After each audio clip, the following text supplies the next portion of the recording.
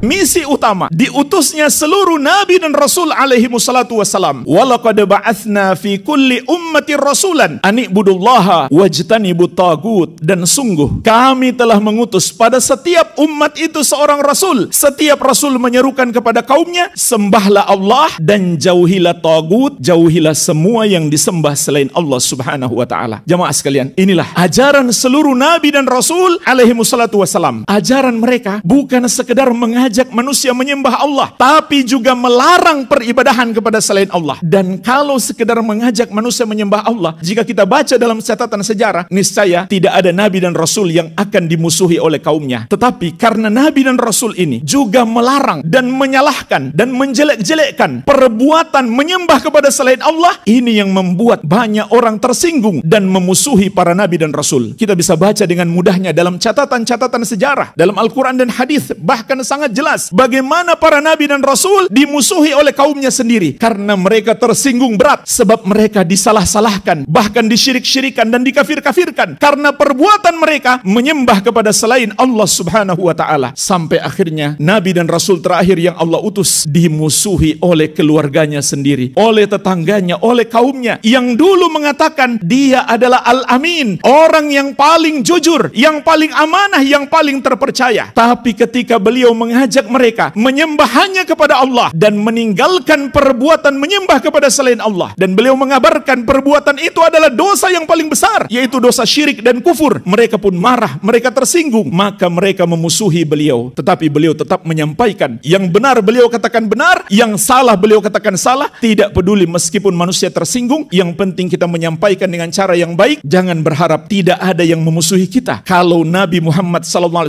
saja dimusuhi oleh keluarganya sendiri. Itulah jalan kebenaran. Mesti ada yang mendukung, mesti ada yang memusuhi. Ini adalah sunnatullah sampai hari kiamat. Semoga Allah meneguhkan kita di atas jalan kebenaran, jalan Islam, menyembah hanya kepada Allah dan menjauhi peribadahan kepada selain Allah. Wabillahi taufik. Al-Amwah, menemani ibadahmu juga hijrahmu.